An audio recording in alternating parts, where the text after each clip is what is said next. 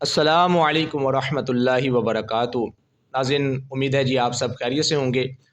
नाज़रीन, आज हम बात करने वाले हैं कि इस्लाम ने औरत को ज़्यादा फैसिलिटीज़ प्रोवाइड की हैं या हिंदुइज़्म के अंदर औरत को ज़्यादा फैसिलिटीज़ से नवाजा गया है। आम तौर पर कंपैरिजन किया गया है कि इस्लाम और हिंदुइज़्म ये दो बहुत ही ज़्यादा पुराने मज़ाहिब हैं और बहुत अरसा कदीम से ये चले आ रहे हैं। तो आज हम इन्हीं दो मज़ाहिब के बारे में बात करेंगे कि किस औरत को ज़्यादा अहमियत और फ़ोक़ियत हासिल है, किस मज़हब ने ज़्यादा सहूलियात जो हैं वो प्रोवाइड की हैं। तो आइए सुनते हैं कि किस मज़हब ने सबसे ज़्यादा सहूलियात प्रोवाइड की हैं। नाज़रीन, सबसे पहले हम बात करेंगे हिंदुइज़्म के हवाले से कि हिंदुइज़्म के अंदर औरत को क्या-क्या मर्तबा और क्या-क्या मकामात हासिल हैं या औरत के साथ हिंदुइज़्म के लोग क्या-क्या सलूक करते हैं। तो याद रखें, हिंदुइज़्म के अंदर बहुत सारे इस तरह के मामलात और कवानीन हैं जिनकी वजह से औरत पस्ती का शिकार होती है।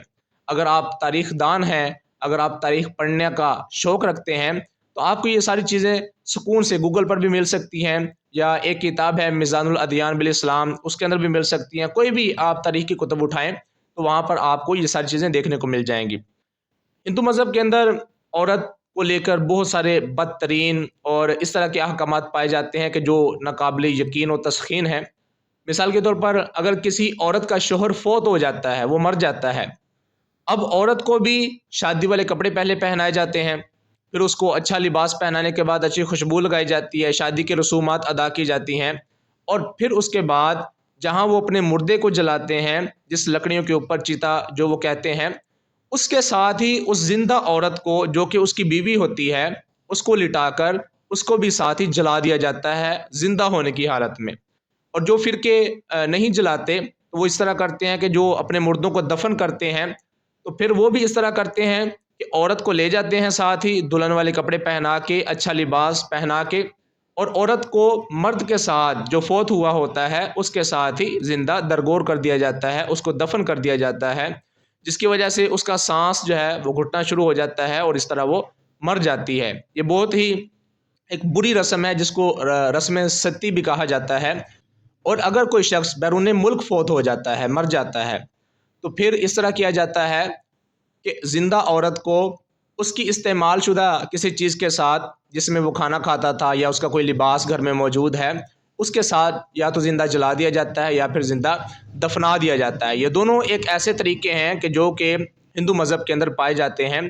इसके अलावा जब कोई औरत बेवा हो जाती है, तो फिर उसको लोग मनहूस समझते हैं।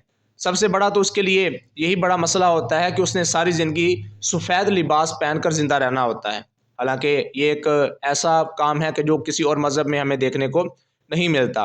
इसके अलावा दूसरी बात ये है कि लोग उसको मनहूस समझते हैं, अपने आप से दूर रखते हैं, अपनी शादी की जो रसूमात हैं, उनसे उनको दूर रखा जाता है।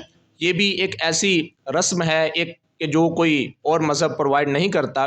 इसके अलावा एक जो मैंने देखा और मुझे बहुत अजीब सी लगी, वो ये था कि नियोग एक यहाँ रस्म है, वो उसका मतलब ये है कि अगर कोई मर्द अपनी बीवी के साथ हमबिस्तरी करता है, उसके पास जाता है, लेकिन किसी वजह से औलाद नहीं हो पाती या तो मर्द औलाद के काबिल नहीं है या फिर मर्द को कोई ऐसी बीमारी है जिसकी वजह से औलाद पैदा नहीं हो रही, तो उस मर्द की मौजूदगी के अंदर औरत किसी दूसरे मर्द से भी निकाह कर सकती है। ये एक यानी एक टाइम में एक औरत 2 मर्दों से निकाह कर सकती है और उससे अगर औलाद पैदा होती है तो ठीक है, वरना औरत इस तरह एक मर्द की मौजूदगी में 10 मर्दों से भी आगे निकाह कर सकती है। ये एक ऐसा काम है, बदतरीन एक फ़ेल है कि जो कोई और मज़हब नहीं प्रोवाइड करता। ये सारी चीज़ें जो गंदी-गंदी रसूमात हैं, हमें ये हिंदुइज़्म के अंदर देखने को मिलती हैं और बहुत सारे हिंदू और बहुत सारे पंडित जो हैं इनसे जान छुड़वाने के पीछे हैं, इनसे बचना चाहते हैं। और जितने भी हिंदुइज़्म के लोग हैं, अगर उनमें से कोई पढ़ जाता है, लिख जाता है, तो वो लोग इन सारी चीज़ों से दूर हो जाते हैं, वो इनको नहीं अपनाते। हालाँकि ये उनके मज़हब ने उनको चीज़ें सारी बताई हुई हैं। इतना सख्त और इतना ये गंदा मज़हब है कि इसके अलावा किसी और मज़हब के अंदर इस तरह की चीज़ें हमें देखने को नहीं मिलती। अब हम बात करते हैं इस्लाम की कि इस्लाम औरत को क्या-क्या चीज़ें प्रोवाइड करता है। इस्लाम के अंदर औरत को क्या-क्या सहूलियात हैं, किन-किन चीज़ों से मना किया गया है, किन-किन चीज़ों के करीब जाना इस्लाम ने मना किया है। تو وہ ہم سنتے ہیں، آئیے۔ ناظرین، اسلام نے عورت کو بہت ساری عزتوں سے نوازا ہے، جس طرح نرینہ اولاد کی طرح کہ جب بیٹوں کو وراثت میں حصہ ملتا ہے تو اسلام نے بیٹیوں کو بھی وراثت میں حقدار ٹھہرایا ہے کہ جہاں بیٹوں کو میت کا حصہ ملے گا، باپ اگر فوت ہو جاتا ہے یا ماں فوت ہو جاتی ہے، وہاں پر اسلام بیٹیوں کو بھی حصہ عطا کرتا ہے۔ اس طرح نہیں ہے کہ صرف بیٹے ہی وارث بنیں گے۔ اس کے علاوہ اگر عورت ماں بنتی ہے تو وہاں اسلام نے اتنی اچھی اور اتنی پیاری اس کو عزت دی ہے کہ ماں ہونے کے روپ میں اللہ تبارک و تعالیٰ نے اسلام کے ذریعے جنت کو ماں کے قدموں میں رکھا تاکہ اولاد والدین کی خدمت کرے، بالخصوص ماں کی خدمت کرے اور جنت حاصل کرے۔ اور ماں کو یعنی عورت کو، اگر عورت ماں ہے تو اسلام نے 3 درجے مقدم رکھا ہے والد سے ماں کو، یعنی چوتھا نمبر پر والد کی عزت ہے اور پہلے 3 نمبر پر ماں کی عزت کا اسلام نے حکم دیا ہے۔ اسلام نے عورت کو اتنی عزت دی ہے کہ قرآن پاک کی 2 صورتیں سورہ نساء اور سورہ مریم یہ عورتوں کے نام پر نازل فرمائی، نہ کہ مردوں کے نام پر۔ یہ اسلام کی حقانیت ہے کہ اسلام نے اس طرح عورتوں کو نوازا ہے۔ اگر کوئی عورت بچہ پیدا کرتی ہے اور نفاس کے دن ہوتے ہیں، چونکہ خون آتا ہے بچہ پیدا کرنے کے بعد، تو اسلام نے یہ بھی عورت کو سہولیات پرووائڈ کی ہیں کہ تم اتنے دنوں میں نہ روزہ رکھو اور نہ ہی نماز پڑھو۔ اور اگر اس طرح ہو جاتا ہے کہ ماہواری کے ایام شروع ہو جاتے ہیں تو اسلام نے عورت کو یہ بھی سہولیات دی ہوئی ہیں کہ تم ان 3 دنوں میں روزے نہ رکھو اور نماز بھی نہ پڑھو۔ ناظرین کرام، اسلام کے اندر اگر شادی ہوتی ہے تو نکاح بالکل اہتمام اور اچھے طریقے کے ساتھ کیا جاتا ہے۔ شادی کے بعد عورت صرف ایک ہی مرد کے نکاح میں رہ سکتی ہے، اور اگر کوئی مرد فوت ہو جاتا ہے، مر جاتا ہے، تو اس کی بیوی کو 3 مہینے 10 دن کے بعد دوسرے مرد سے نکاح کرنے کی اسلام بالکل اجازت دیتا ہے، خواہ وہ کوئی بھی عمر ہو۔ نہ تو سفید کپڑے پہننے کا حکم ہے، نہ ہی کوئی رسم ستی والا نظام ہے اسلام کے اندر، اور نہ ہی نیوگ جیسی بدترین قسم اسلام کے اندر پائی جاتی ہے، بلکہ اسلام اپنے ماننے والوں کو ایسی سہولیات دیتا ہے، اور بالخصوص عورت کو ایسی سہولیات دیتا ہے کہ جو کوئی دوسرا مذہب اپنی بیٹی کو پرووائڈ نہیں کرتا۔ اسلام کہتا ہے کہ اپنی بیٹی جو ہے یہ نکاح کر کے چلے، غیر مرد کو نہ دیکھے، غیر محرم کو نہ دیکھے، غیر محرم کے ساتھ اگر بات کرنی پڑ جاتی ہے تو اتنے سخت لہجے کے اندر بات کرے کہ اگلا جو شخص ہے جو اس کی بات کو سن رہا ہے اس کو یہ لگے کہ یہ عورت مجھے پسند نہیں کرتی، صرف مجھ سے بات ہی کر رہی ہے۔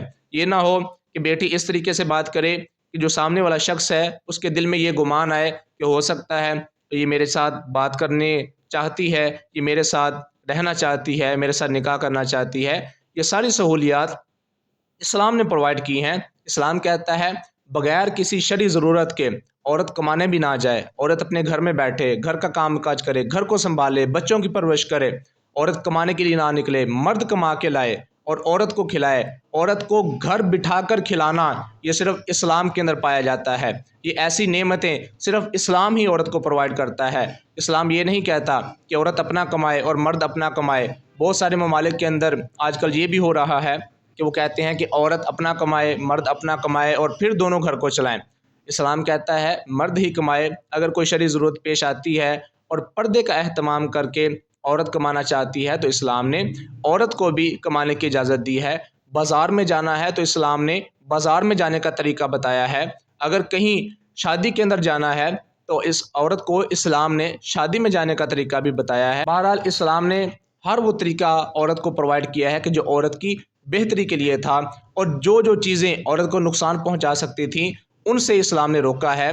ہم اللہ تبارک و تعالیٰ سے یہی دعا کرتے ہیں کہ جو ہم نے سیکھا، جو ہم نے سنا، اللہ تبارک و تعالیٰ ہمیں اس کو یاد رکھنے، دوسروں تک بھی پہنچانے کی توفیق دے، اور اسلام جیسے پیارے مذہب کو اپنانے کی، اس پر قائم رہنے کی اور اس پر ہی خاتمہ ہونے کی توفیق عطا فرمائے۔